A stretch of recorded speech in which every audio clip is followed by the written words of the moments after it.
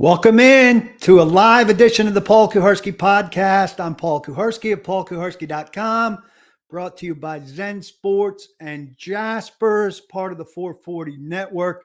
Happy to be here. Lots to talk about before we even hear from Brian Callahan, which will happen Thursday afternoon at 1 o'clock. But this morning we heard from the Titans with an official announcement of Callahan's hiring, which really went into process on Monday night, became official today, as did the Titans' new power structure. We'll start there. Why don't you tell your friends that we're going so you could share on Facebook, you could call their attention to the YouTube, and you could certainly retweet Twitter. I sent out the text to the membership, but I don't know that that's gone through yet. So let's rally the troops. And for those of you who are not regulars, if you could subscribe and rate and like wherever you're watching or listening, that would be a big help to the cause as well. A few thoughts before I dive into a lot of questions. Okay, somebody came from the text, so that's excellent. Rand Carthon gets really powerful in this new structure, overseeing a ton of stuff, like everything that isn't Chad Brinker's expertise or stuff that he probably didn't want, like security and grounds. And so it is kind of odd. We've been discussing Callahan for a few days, obviously, but out of the release, which is this page and this page and this page, almost 3 full pages about Callahan. Titans finalized football structure at the bottom of the 3rd page is the story on Wednesday. Carthon promoted to executive vice president / general manager. And with that, Carthon's duties expand to include all areas that impact the football team: roster control, team activities, and personnel decisions, including draft and free agency acquisitions, oversight of Callahan and his coaching staff, scouting, sports medicine, and player engagement. That is a lot. Yes, there certainly still is collaboration. They weren't married to a 50-50 thing. I expected Carthon to get power over the roster, the 53-man roster, certainly the 90 and 53-man roster. I'm sure he will defer to Brian Callahan on the game day 48 or whatever that number is. You have to let the coach put the players, address the players he needs to execute his game plan, right? But that's a lot. As president of football operations, Brinker will provide executive leadership and support for the entire football side of the organization. Day-to-day responsibilities include direct oversight of the football departments that address salary cap management, analytics, and strategy. So those are areas he came in with and had, I think, as assistant, one of the 2 assistant GMs. Communication and information systems and team operations, including security, video, equipment, and grounds. Those sound like things that Rand Carthon probably wasn't that interested in overseeing. All of that sounds normal until you get to the part that I reported today, where Brinker will report not to Rand Carthon, who has huge power as executive vice president and GM, but to Amy Adams Strunk. That strikes me as odd and concerns me a little bit. Callahan's principle I have up here. I think the absolute single most exciting thing about Brian Callahan is that he has said, without a lot of equivocation on it, the team that passes the best, most effectively, usually wins the game. Boom. Now there's a lot that comes with that. Certainly, he's going to talk about protection and route running and all of that. But he talked about having outside weaponry and the ability to throw the ball to those guys. And we've not heard a Titans coach, from Jeff Fisher to Mike Munchak to Ken Wisenhunt, who was more of that philosophy but very ineffective with it, to Mike Mularkey, to Mike Vrabel talk that way about the passing game. Finally, they have somebody who is going to value the wide receiver position and hopefully bring fresh eyes that can analyze wide receivers in a way that the team has failed to do for its entire tenure in Tennessee, with very few exceptions. Mason, Bennett, Nate Washington, A.J. Brown, really, DeAndre Hopkins now. 5 guys in 25 years. Assess those wide receivers and push the ball to them with a quarterback who's got the arm to do it. That is incredibly refreshing. Your questions. Here we go.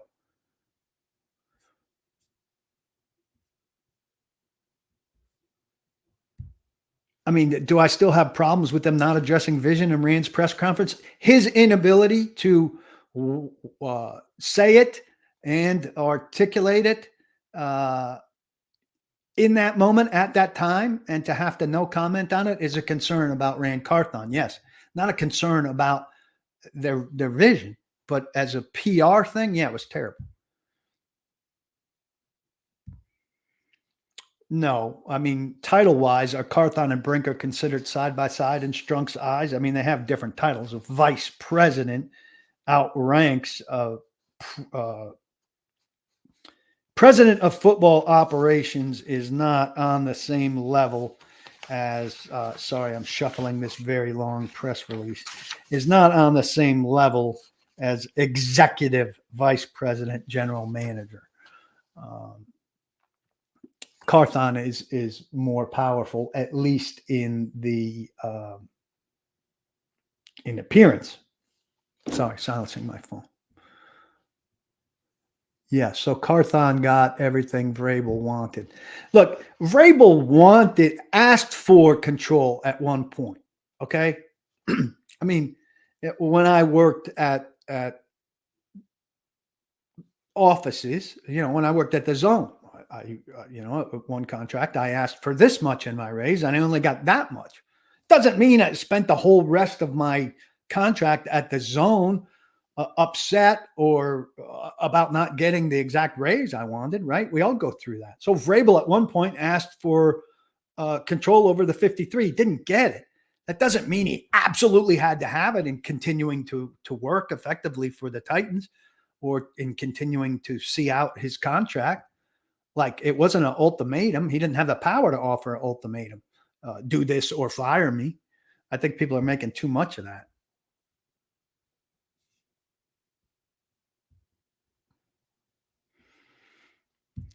I mean, yes, Jay Breezy, I think it's good that they spelled out and we know very clearly what the structure is of the Titans organization right now. It's a little bit of a weird structure, right? I mean, Callahan, and I suspect Carthon will back off of this tomorrow. It's weird for a GM to have oversight of a coach's staff. Now, that's probably, I don't want to say overreaction, but that's probably in reaction to Vrabel's staff deficiencies. But I imagine tomorrow that Carthon's going to say that Brian can do what he wants with his staff. So, like, I have the power, but I'm not going to use the power. I'm a benevolent dictator. And same with the roster. I have final say in the roster, but nobody's going to be on this roster that Brian doesn't want on the roster. And then splitting off these things for Brinker is somewhat odd.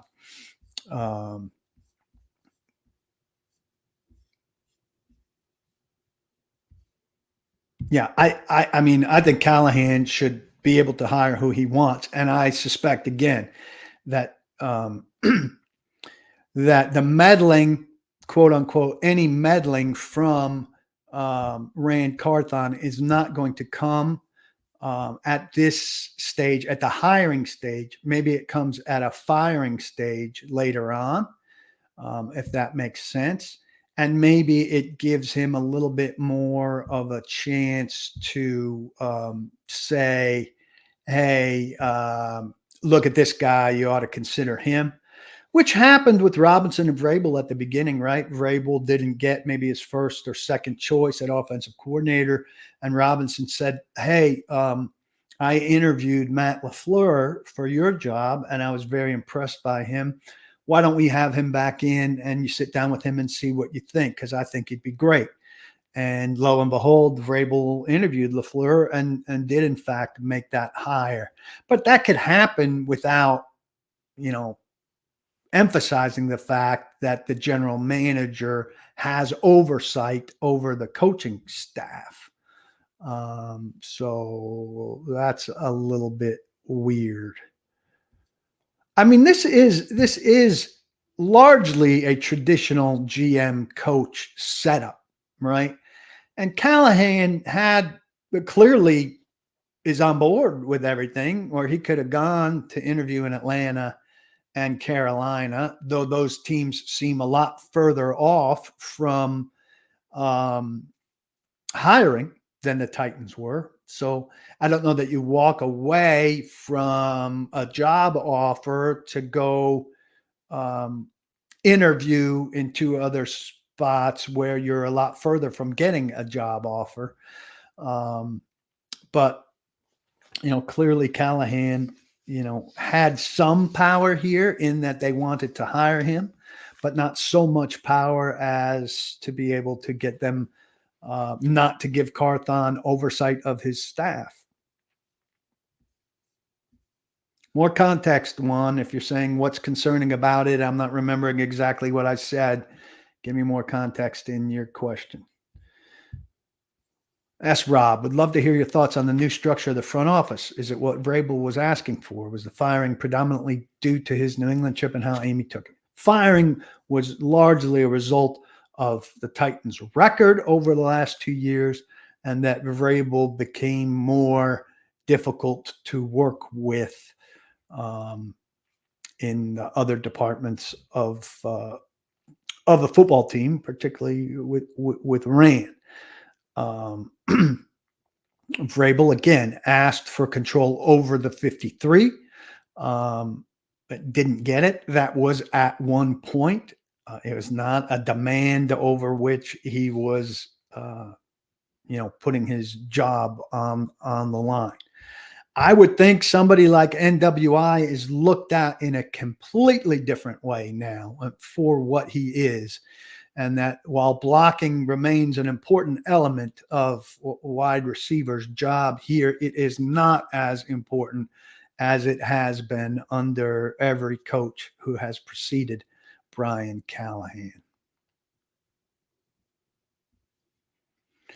Amy Adams Strunk will not, I would bet big money, be answering questions at this presser. I do hope that she would introduce Callahan before departing the table or the dais. What would be my first ask? I don't, most important ask, I think, is more important than first ask. You kind of want to ease in and not clobber her over the head with something right away that sets a tone where she's going to be on the defensive. But I think an important ask is why is Chad Brinker, why with all this power going to Carthon is Chad Brinker reporting to her? That's a question that I really want to know. I thought Wesley Woodyard came off pretty poorly in his interview with Ramon and Kayla and Will on the morning show on the Zone this morning. I mean, he made some interesting points. It was very interesting to learn that Vrabel ultimately, or at a certain time, restricted player children in the locker room. I'm presuming that's in the immediate post game or on a certain day of the week. And that his own kids were around. That certainly sounds hypocritical and unhealthy. And so I'm interested in that. But look, Vrabel had players who were his guys and players who were not his guys. Wesley was going through kind of a thing where other linebackers were coming up behind him. And I know he wasn't being literal, but where he's saying, do we want to win a Super Bowl for this guy? Because his his ego is going to get even bigger. I mean, I know he's not being literal, but that sounds terrible. Yeah, go win. You take the consequences that come with winning. Winning should be number one in everything. And, for every Wesley Woodyard, I think, especially when the team was going good, there were multiple Taylor Lewans and Will Comptons and Derrick Henrys and Ryan Tannehills. And so he's hardly representative of the bulk of that team that we're talking about. I don't think you call them Callahan's recent teams. They're Taylor's recent teams. Callahan was connected, was part of teams that had protection issues. Certainly, they're more focused on the quarterbacks and the weapons, and you can't have everything. The Titans need to do a better job than the Bengals did of getting everything. But Callahan understands protections. If you haven't read Dan Pompei's feature on him from The Athletic from a few years ago, you absolutely should. He talks about telling Peyton Manning that a certain team that they were getting ready to face in Denver never brought a certain kind of blitz, and Manning coming in the next day and showing him them bringing that exact kind of blitz out of that exact kind of look. It was more than 2 years old, and Callahan learned the depth of how far back he needed to go to look at things to satisfy Peyton Manning and ultimately to be thorough himself. So he's got a real understanding of protections and what those take.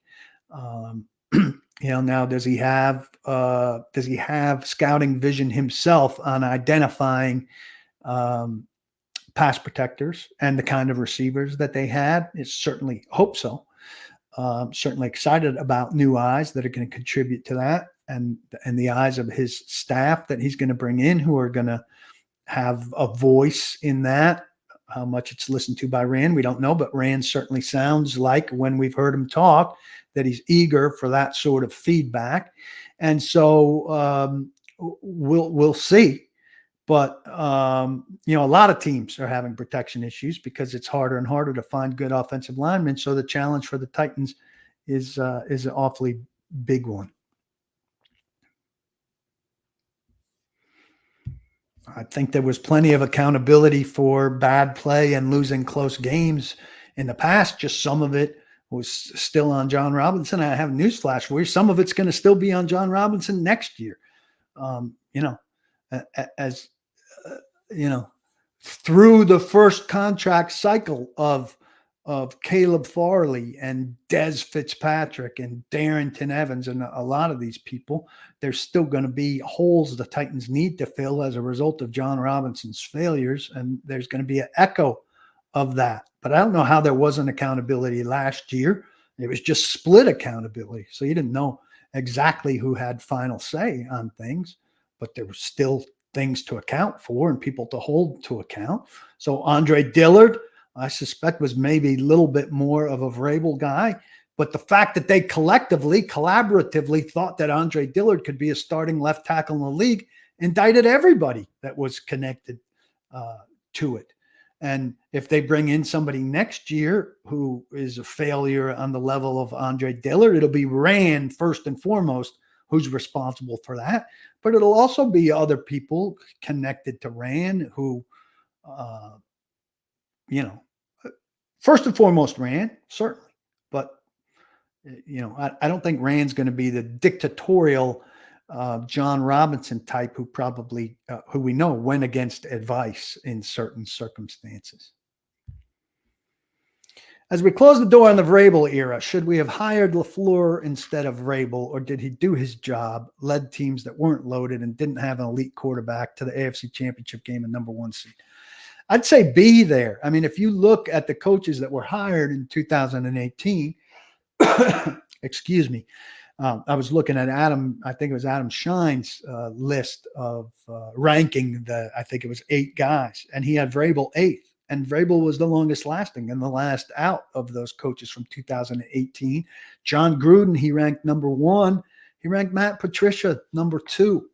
I mean, the life cycles of most of these coaches are relatively short.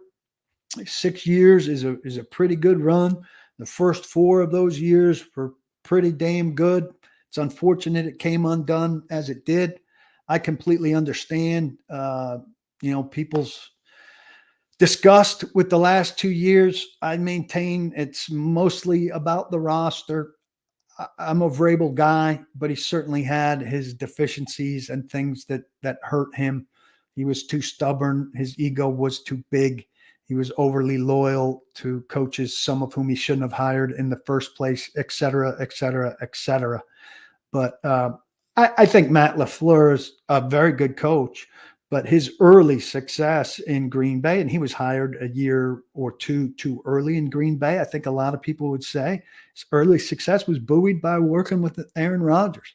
And when you inherit a Hall of Fame quarterback, things are stacked in your favor. And Mike Vrabel didn't inherit anything close to that, nor would Matt LaFleur have here. I don't know, Ed. There are little wrinkles that make some structures different than others. It's not too far off a conventional GM coach structure, but a little bit. I think Vrabel understood dealing with ownership. I think he had a harder time not dealing with Rand. I think he was personable and fine dealing with Rand. I think he questioned Rand's qualifications.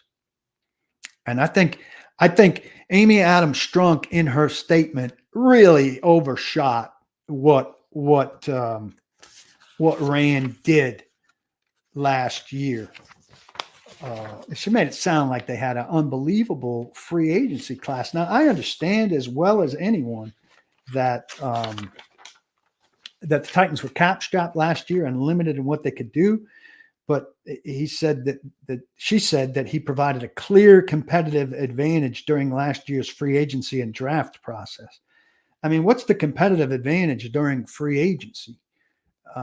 They got DeAndre Hopkins late, not in conventional free agency, and clearly his tie to Mike Vrabel and Tim Kelly meant something. And he also said himself that he didn't get as many offers as he expected. It was a very limited market for him.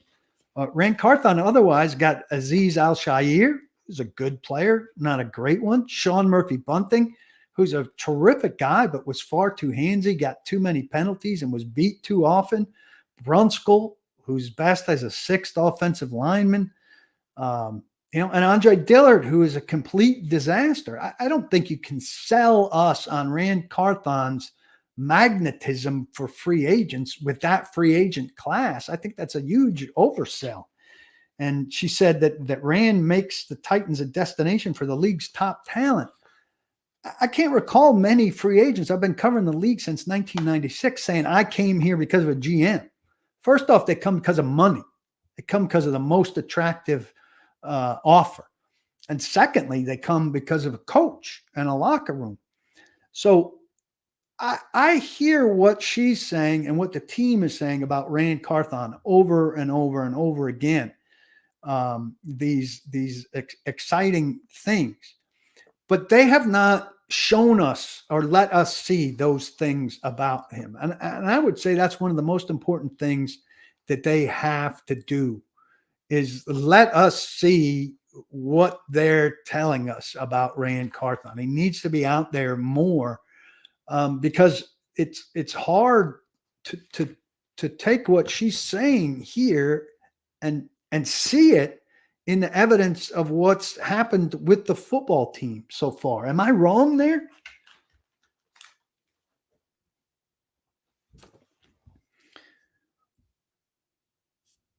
All right, let's get down to some new comments. I am brought to you by Zen Sports. Zen Sports is a terrific betting app available only here in Tennessee. You should go sign up for the app right now, and you use code TNPaul, TNPaul. If you use that code, if I could get it into a good spot here, if you use that code and make a simple $10 bet, you get a free 1-year membership to paulkuharsky.com. That's me, where you get great insight, analysis, and news about your favorite team, Tennessee Titans. You get But if you bet more than $10, your first wager is no danger. You could bet up to $1,000 on anything with odds up to plus 500 and sit back and relax because if you win, you're set. And if you lose, you get your bet back. So up to $1,000, no danger wager with Zen Sports. Again, the code TN Paul. I don't know why you wouldn't sign up given the quality of that offer and the potential, not the potential, the free membership that comes with it. So jump on that. Another good time to retweet. Spot on again, says Tom. I'm a fan of this Tom, and I don't recognize his name, so I don't think he's a member. Tom, you need to come and sign up. Let's get down to the more recent questions. Andrew Clark likes the move towards analytics and new science and technology. I do too. I want to see it in practice. And again, they don't need to tell us we did this, the analytics told us, but it would be good as these things are put into practice if they could give us some tangible, and again, they don't owe us transparency. It just seems like they could avoid a lot of the kind of shit that they've created over the last 2 years with more transparency. People would have more faith in them.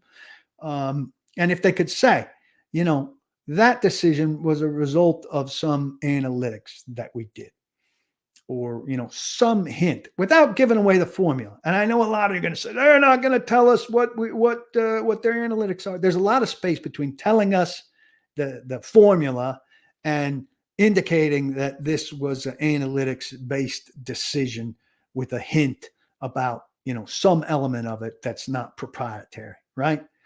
And I think people would want that. And in terms of the transparency, I'm a reporter. I want to know more, not less. But they're also trying to sell PSLs and maintain the faith of a fan base that's got a lot of cause to not have much faith in them right now. I think that'd be the right way to go. And to answer DeMarcus here, do I get the sense the new regime will be more revealing about injuries and transparent, et cetera? I mean, do I think that Callahan on a Monday morning might say, Phil has an ankle and Bob has a knee and Bob's unlikely to practice on Wednesday? I think it's a hell of a lot more likely than it was with Vrabel. And I think this regime is a lot more likely to do deep dives from every angle into what has been the Titans' injury issue for the last 3 years, which, I've been a big believer that it's predominantly bad luck, because I don't see how when Colton Dowell is running down the sideline, double teamed on a special teams play and tears an ACL, that the Titans training staff or coaches or anybody could prevent that from happening. But they have so much bad luck, they do have to dig and dig and dig and dig and see what they come up with in terms of similarities, patterns, anything that they can get out of that might help them be more healthy. And some of it might be simple playing style. I don't want the Titans to be a finesse team, but I think, they'll probably ask a little bit less, at least physicality wise, which might help on that front. Am I concerned that Callahan, the new head coach, has never called plays as an offensive coordinator, but word is he'll be calling plays? Seems like a lot of new stuff to grasp at one time. I think you're wrong. I'm not very concerned about that at all. You look at Miami, Mike McDaniel, I don't think was calling plays before he arrived. You look in I don't know that Kevin Stefanski was doing play calling before he came in. Look at all the young coaches around the league. The vast majority of them arrived in the same way that Brian Callahan's arriving, and I don't think they were doing play calling before they arrived. I think if you're close to the play caller, if you're on the headset, if you're helping script the first 15 plays and design the game plan on Tuesday, you're right there, and you're in the rhythm, and you've suggested a lot of things, and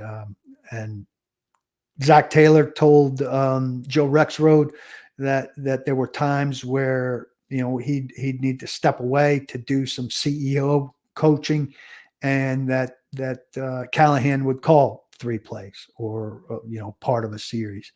And so I don't think it's that big a deal. And I think we've seen coaches step in all across the league and do just fine at it. So I would do it. I mean, I think would I rather have Munchak or Callahan? I know Munchak, right? I've got a friendly relationship with Munchak. I watched Munchak work almost his entire coaching career as the Titans offensive line coach. So I've obviously got a bias there. But Bill Callahan is also an excellent offensive line coach. And I think it's far more likely that clearly he'd be the first choice. If they can't make that work for whatever reason, then I think they should absolutely turn to Munchak and see if they can get him. If they wind up with neither of them, I'll be disappointed. I think you should be disappointed. There is not yet a date for a shovel in the ground at the new stadium, though I do have cause to believe, and I mean, it seems obvious that planning for that is beyond underway, and something should be happening pretty soon.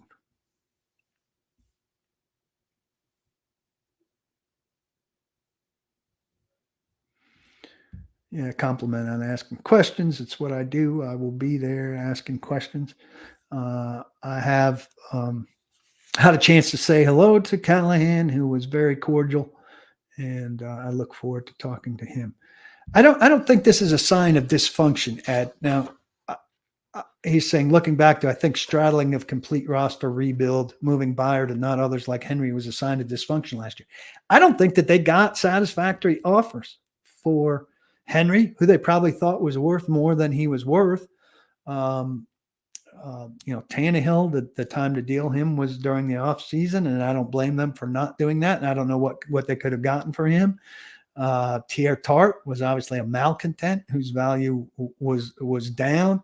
Danico Alci, I don't think they got offers for these guys that made them feel like they were worth moving. And I do think there's a line there where, trading Henry for a sixth wouldn't have been worth it, as opposed to having Henry to finish out, the ride for this season and have what probably was a nice finish for him of his Titans career. So I don't think you just take anything. I think you have to have some kind of line of demarcation for what he's worth. And I don't think they got close to that line. So I don't think it's any kind of huge commentary on where they were in terms of the roster rebuild or anything like that. I think everybody wanted to deal those guys and get what they could, maximizing it to a certain point. After a certain point, they said, well, that's not worth it. Offensively, I like Liam Cohn, the idea of him, but I don't think you have to have a touchstone guy for Levis. I also like the idea of keeping Charles London as a quarterback coach, maybe as a touchstone for Levis, but I don't think you have to have either one of them. Thomas Brown from Carolina, a very impressive guy. Had 3 good years with McVay. He kind of washed the Panthers off of him. Go watch video. There's a great video of him that was put together by the Rams while he was there that gives you some real insight into what kind of guy he is. And I think he'd be another really young, interesting mind. Mike Herndon's got a piece that I'll post shortly after I go off the air with a lot of names and cases for coaches that Brian Callahan could bring with him. I mean, Stoney, I would think that we'll hear from Callahan tomorrow that everybody, gets a clean slate and the like. But for Treylon Burks, I don't know how encouraged to be about the idea of learning a new offense and resetting. I hope that they're valuing speed in a way that Treylon Burks obviously takes some time to build up. I stick with my same thinking. Like, he's got to be a gravy guy if they go into next year thinking that he's their number 3 behind, a big draft pick or a big free agent acquisition and Hopkins, I think you're asking for trouble because he's not been reliably available. And I think that you can't count on anybody who's not been reliably available, right? The best predictor of the future is the past here. And so if Traylon Burks has the kind of offseason he had last year and he looks like he's in line to be out there and be a big contributor in Brian Callahan's first year offense, that's great. But even if he gets to opening day with that, you gotta have an alternative.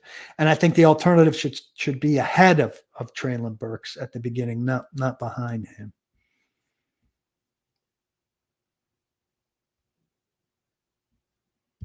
Thank you, Jim. I appreciate it.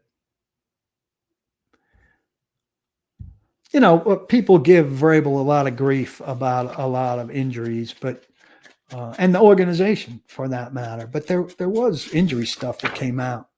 If a guy had a season-ending injury on a Sunday, we typically found out about it. Not just big names.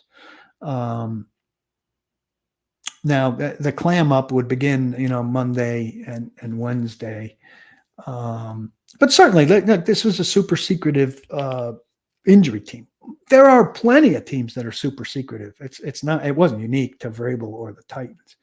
And I think we did find out more than I did. I did better on injuries over time during the Vrabel regime than I think. I don't want to say that I got credit for, but there was more out about injuries than I think people are willing to acknowledge.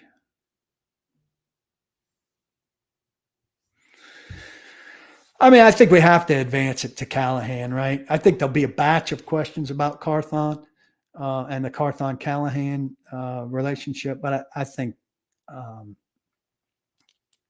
hopefully they'll let it go 45 minutes. If they let it go 45 minutes, I think we'd get to everything.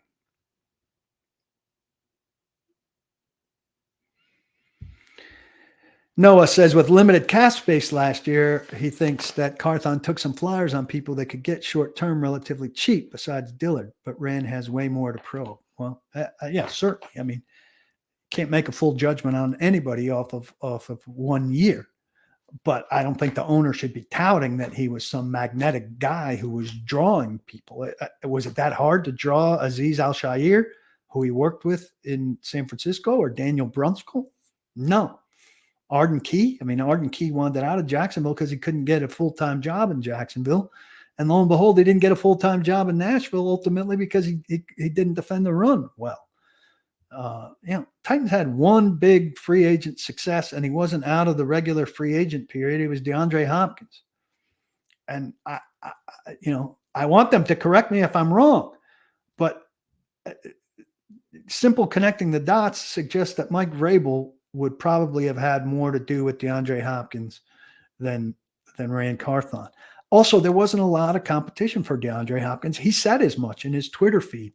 Oh, why didn't you come to Baltimore? Well, I could only go to the teams that were interested in me, and it wasn't a lot of them, bro. If I'm not recalling Twitter conversations correctly, that's kind of how it went. Stone Keeley, who writes some good stuff about this team and about the draft, says, get on that Zen Sports, Tom. And he's saying that to everybody, really.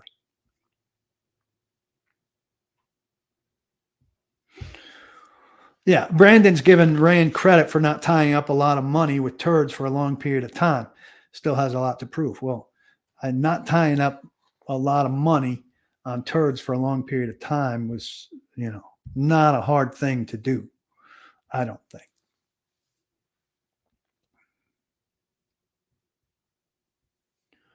I think Spears a viable running back, number one, in virtually any offense. So new offensive philosophy, old offensive philosophy. I think that's what he's heading towards, and I think that's what he would have been if Vrabel was here. And I think it's what he will be with Callahan here.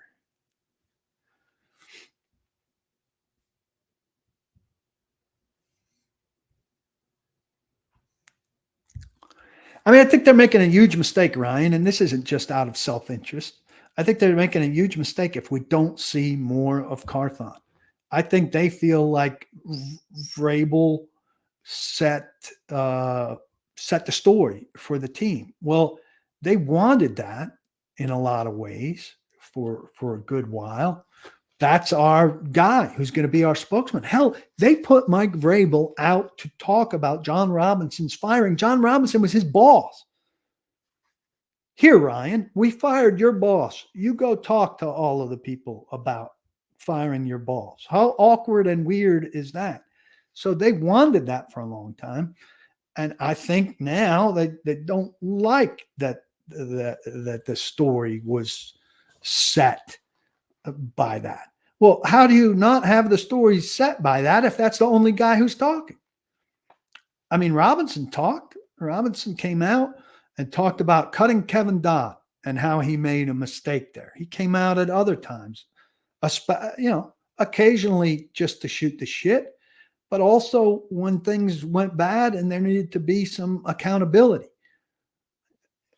Now, Rand came out to talk when he had to at this press conference, but he said all the same stuff that Vrabel says, or he was in lockstep with Vrabel. He said he was in lockstep with Vrabel, and then everything. It was very weird.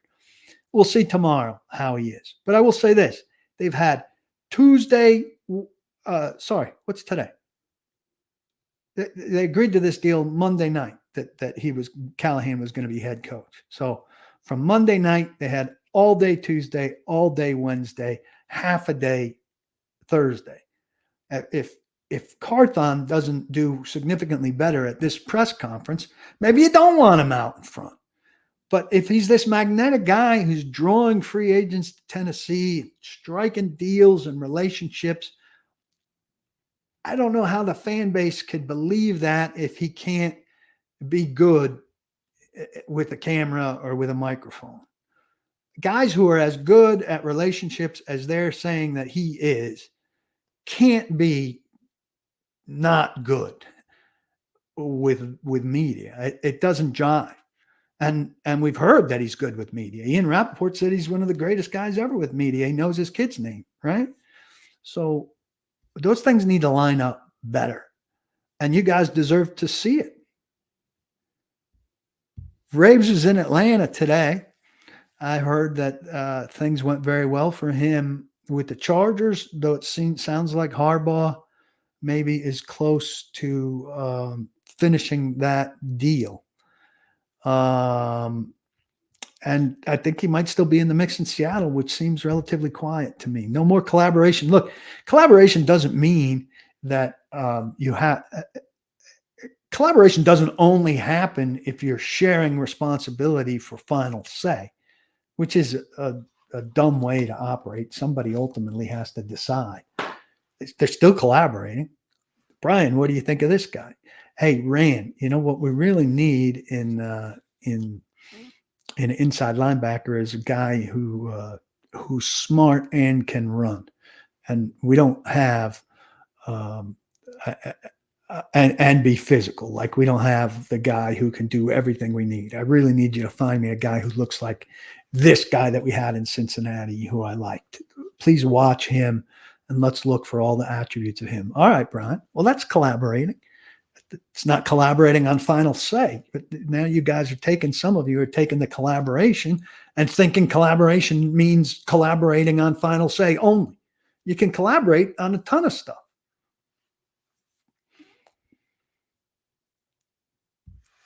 I do not think they're taking a quarterback at number 7. You will have spent a third rounder with a trade, a second rounder with a trade, and number 7 overall on a quarterback in 3 years. You got to spend picks on other positions to fortify it for the quarterback that you just spent a second rounder on. They need everything. There's not a position on the roster that they don't need help on, including quarterback, but a backup. I mean, I think he's going to change the strength and conditioning staff because he wants to hire his own staff. Not because of past injuries necessarily. Maybe that's part of it, but it could keep an assistant or two. That's what. Vrabel wound up promoting Watterson's assistant for the first year because Watterson retired very late. But then the next year he brought in his own guy. I mean, you're generally going to want to bring in your own guys at as many spots as you can.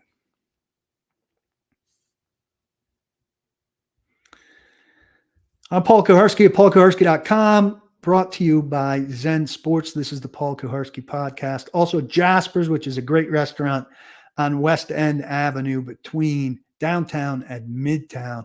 Great place to eat, free parking, games to play if you want to hang out for a while or while you're waiting for your food, pop a shot, air hockey, stuff like that. Great menu. I recommend the bolognese or the Cuban sandwich. Cold drinks, great service, great food, very conveniently located. Can't recommend it highly enough. They've been now a pretty long-term sponsor of mine. I appreciate their dedication to me. I hope you'll give them a try on my behalf, or if you've been there before, you know what? You're due for another stop there now. Check them out. Jasper's on West End between downtown and Midtown. Rooney Glover says, I hope Callahan doesn't keep secrets like Vrabel. Football is a game of secrets. They're going to be secrets kept. You hope he doesn't keep as many. That'd be reasonable. David Jackson, my man, says, do I think the scouting of receivers will change some now? Maybe less emphasis on height. I mean, I was thinking maybe it would change with the end of Tannehill, because Tannehill really liked big receivers, big and bulky receivers. And I think Vrabel liked them too, and certainly there's a big element to blocking ability with that sort of physique. They have to be willing to give up some size for some speed. Ideally, you want all of it, right? But you only get all of it very high in the draft. And I'm thinking left tackle's priority high in the draft. But I would think they'd be willing. Not every receiver on the Bengals, who are a very good receiver team, is a giant, right? Again, lazy. Vrabel asked for full control of the roster at one point. Doesn't mean I asked for $175,000 one time at a job. I didn't get it. That didn't mean I stopped working or asked to be let out of my contract.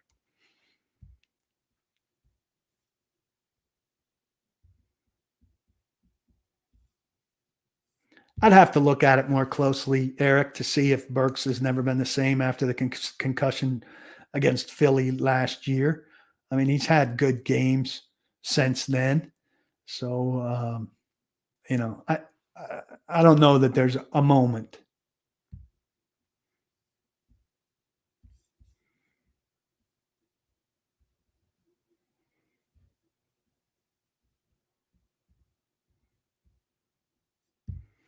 Would I consider making a super product with my site, Broadway Sports, Stoney, and Zach? Never say never.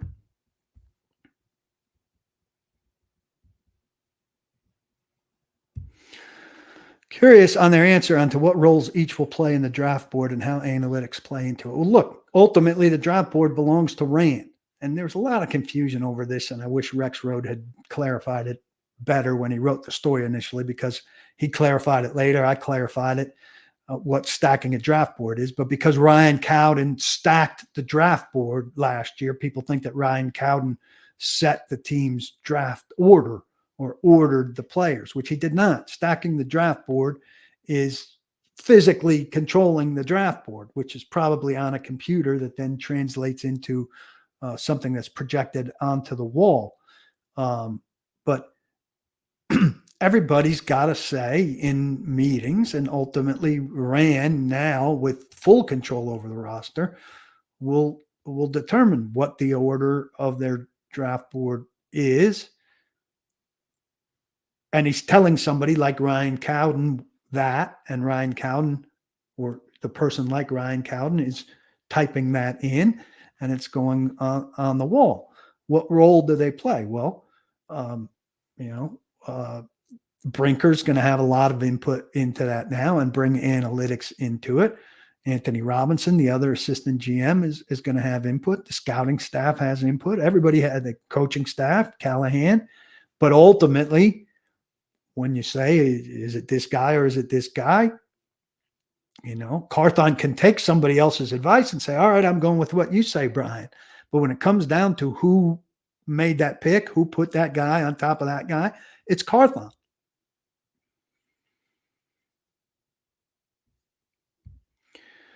You can't say the Titans are going to operate an offense exactly like the Bengals because Callahan's going to have to adapt to the personnel that he has. Now, he's going to want some personnel like the Bengals had for certain things, but the Titans next year aren't going to have a receiving triumph.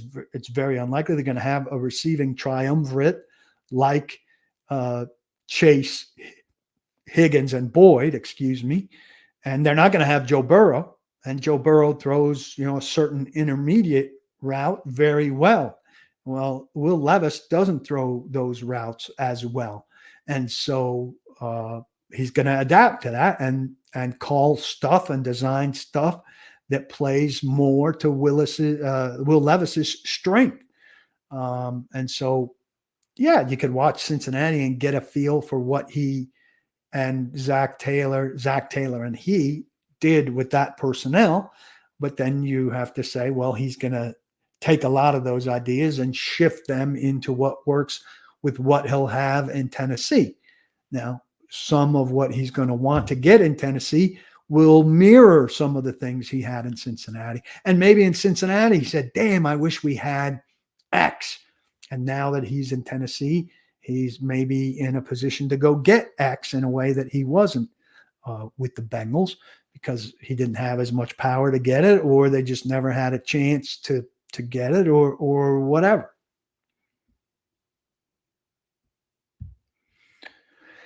Am I surprised at how well Amy handled this search and was decisive landing in what most think was her number one choice? Well, only time tells if the number one choice is the correct choice. We don't know where Amy was in this, how much control she gave to Rand, how much control or power Burke Nihill had, or Brinker, or whoever else was in the room. We don't know who was in the room. She's at a down time right now in terms of fan confidence. And again, I've run through it. If you haven't seen it, you can look back here. I think she overstates Rand's accomplishments, at least in terms of what we've seen or what we've been allowed to see. And so we have to see, I think, really if her faith in Rand is warranted based on what Rand does from here going forward. So that's a big piece of this. In terms of the coaching search, seems like they did a good job. I thought Callahan was one of the two best candidates. We'll see if that, in fact, comes to fruition, but we have to wait.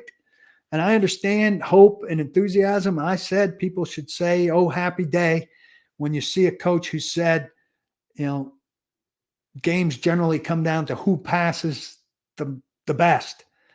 Who passes the best generally wins. That the Titans have a coach that thinks like that is a damn miracle. So that's super exciting. But still, this is a 6-win team that hasn't, had a chance to do anything personnel-wise since. And you can be as happy as you want, but nothing's happened yet that changes the results, except that they've got a new coach and a new power structure. And those are big developments, but they're not players. I don't know if Amy's going to be there, Sam. I would think she would at least introduce Callahan. She can't take questions tomorrow because it takes the focus off the new head coach. I think Callahan will be a giant home run. He's a personable guy who interviews well. So I would expect tomorrow everybody will be very excited about Brian Callahan's performance at the press conference. A couple more minutes here. What do you have? Let's retweet one more time, shall we?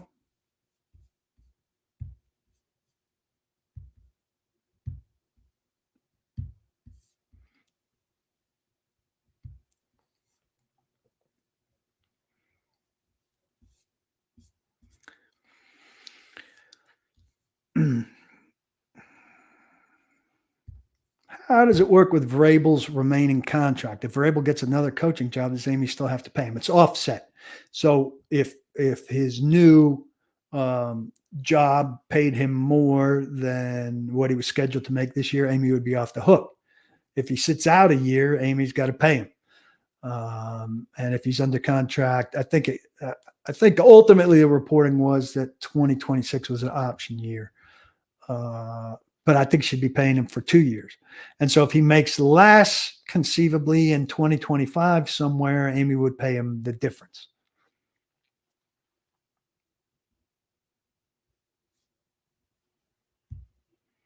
I'd like to know, I'll give you something offbeat. I'd like to know why Drew Brees is Callahan's hero. I can eat too much lasagna in one sitting.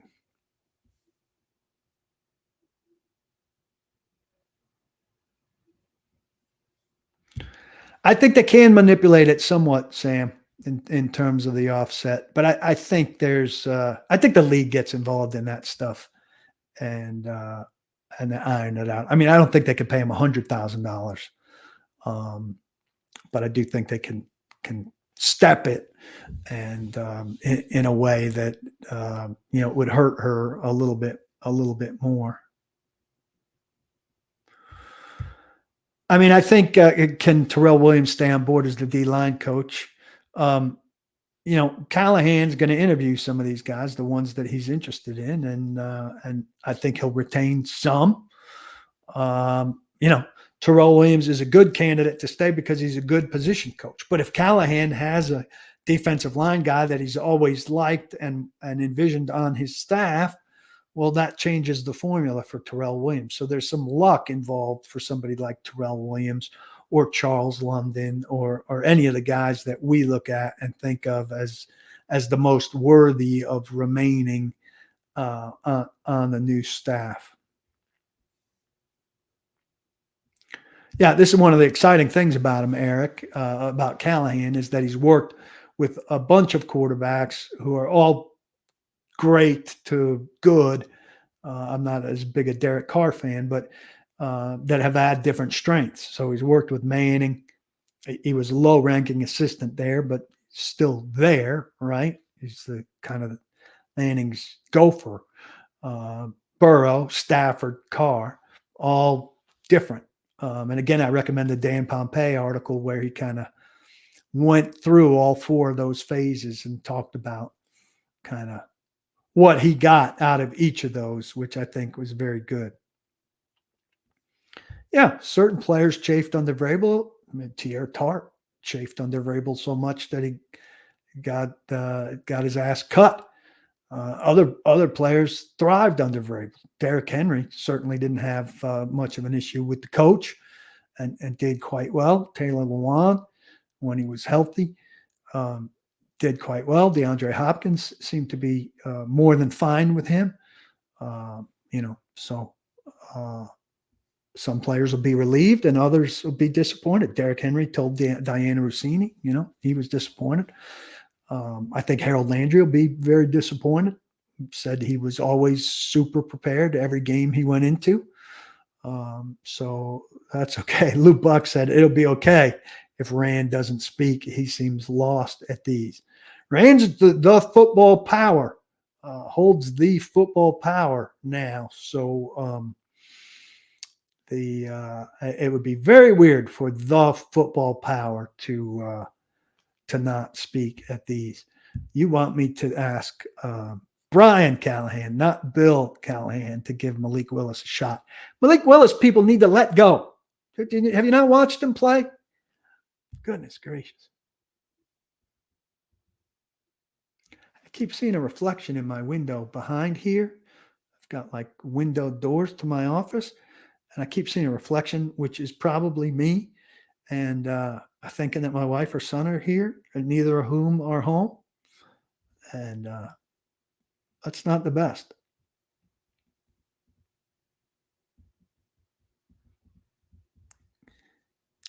I don't know who needs to get ready. Oh, I think you're talking to Malik that he needs to learn Canadian, which is funny. Yeah, I don't know about the Malik love. Like you can like a guy and at the same time acknowledge his shortcomings. I've had that. I've liked guys, rooted for guys on the teams that I like. Christian Pulisic. Look, I was a Chelsea fan before Christian Pulisic joined Chelsea. And then I watched him at Chelsea. And then I realized the best thing for Christian Pulisic was not to be on Chelsea. It's not the right team for him. It's not the right league for him. And he's better in Milan playing in Italy. That's okay. All right. So I'm not saying that Malik needs to go to the CFL, but he's not a quarterback that you should want on the Titans. You can like him, but why do you have to have him on the Titans? Do you want what's best for the Titans or not? Because there's nothing that in evidence about Malik Willis to this point that suggests it's best for your football team that he be on it. So I don't understand. Are you a Malik fan or are you a Titans fan? And more, the answer is from fans, no, I'm a Derek fan. No, I'm a Malik fan. Not a fan of the team, which I'm about to turn 55 and I don't get at all and I don't like. And that makes me wish I was 10 years older and retiring. Was Vrabel more involved with the linebackers and the defense in general, than the offensive guys like Henry and Luan? Of course. Played linebacker.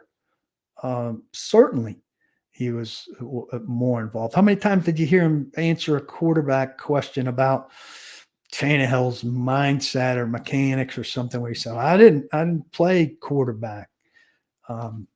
You think Callahan, who did play quarterback, I believe, at poorly, very far down the depth chart at UCLA, is more involved with quarterbacks than he will be with linebackers? Absolutely. Andy Reid was an offensive lineman. You think he's more involved with the offensive lineman than he is with the cornerbacks? Absolutely, by the very nature of it. Now, in time, you certainly, and it's not like they're not chiming in or participating or popping into those meeting rooms, but definitely. No, Scott, only in certain departments do I wish I was 10 years older. I know. I mostly wish I was in my 30s. Yeah, assistant head coach titles don't work like they used to. So it used to be these false promotions were enough to lure a guy away. Now, you really, I think, have two, right? And really, it's offensive and defensive coordinator. And really, I think it's about play calling duties or responsibility or additional responsibility, right? But that's it. So, if you're going to use your offensive side of the ball, one, for Bill Callahan, then you're losing your ability to get Thomas Brown or somebody like that away from the Panthers who might want to retain him or something like that. So it's not enough. And they're conflicting reports. There's one report that says he's coming and another that says the Browns are not going to be quick to let him out. I think it's a difficult position. A lot of people say, who are the Browns to stop him from going to work for his son? Which I could see. And I could see the other hand. He's been a crucial piece of the Browns being very good on the offensive line. And to let him go for nothing, for the very nice story of him being able to work with his son, but in the same conference, seems like there's some value to be exchanged there to me. And I don't know how that works.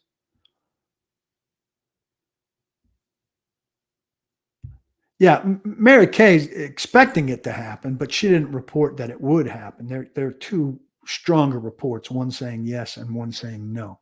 All right, I'm going to take this last question, which is long, and then we're going to head on. I appreciate you all coming. If you're not a member, sign up, paulkuharsky.com, the membership page, or through Zen Sports using TN Paul and making at least a $10 bet. Also, check out Jaspers. I think anyone that watches the Titans knows Tannehill was never the answer Come playoff time, teams know how to slow down Henry. I had to rely on Tannehill's arm. We all saw the results. I'm so happy Tannehill is gone and Vrabel too. As much as I hate seeing Henry go, he deserves a ring. Would be cool if he stayed, blah, blah, blah. Mistake taking that question. Nobody deserves a ring. I mean, if you play on a team that wins a ring, you deserve a ring. And if you don't, you don't. And Tannehill is the second best quarterback in this franchise's history. He shot the bed in the biggest, most important playoff game. That doesn't make him a terrible quarterback. Guy played tremendous quarterback given his skill set for this team for 2.5 years, and shit on him out of the one game. I mean, I know that's how it works, but that was a bad last question. Give me a good last question.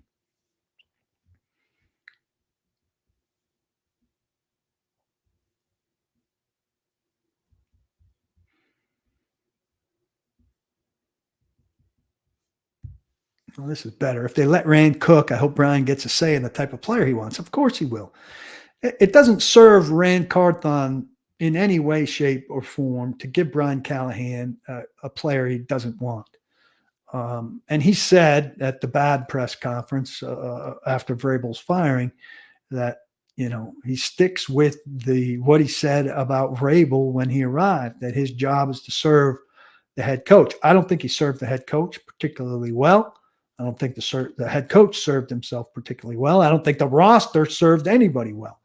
But Rand said his job for the next guy would be the same, to serve the head coach. And that's what they need. And that remains collaboration, despite the fact that Rand Carthon has final say. Everybody always asks me, Jim, how can you see the press conference? Like, I don't want to promote the Titans website. Of course, you could see the press conference at the Titans website. Guitar Metal Old Man, I appreciate you subscribing to the site just now. That's excellent. Yeah, Tannehill was a quarterback of two playoff, two or three teams that went to the playoffs for the Titans. Who was better than him in the Titans era outside of Steve McNair, Brandon? I mean, yeah, it's not hard to be the second best quarterback in the Titans era, but he played. Their record and quarterback record isn't a stat, but when he was their quarterback, they won a good share of games, and the Titans molded their offense around his strengths with the play action and with Henry very smartly. It's one of the best things that Mike Vrabel did. I don't know why. I mean, the Cincinnati game was an absolute disaster. And the Baltimore game at home, everybody on offense played poorly. Everybody. So I just don't know why you want to shit on him. I think the staff will take some time, and I hope they don't do what Vrabel tried to do, where you just don't say anything until everything's done. It's going to trickle out, and we'll see. But we'll hear from Callahan on that tomorrow, and it'll be interesting. I appreciate all of you for coming. It's nice talking to you. Feel free to retweet this, share it on your Facebook page, and point people to it on YouTube. Don't block the box. And please be sure to lock your locks. Have a great night, everybody. And I'll talk to the membership tomorrow evening after Callahan. So if you want to be involved in one of these chats, that's members only, you better sign your ass up. Good night.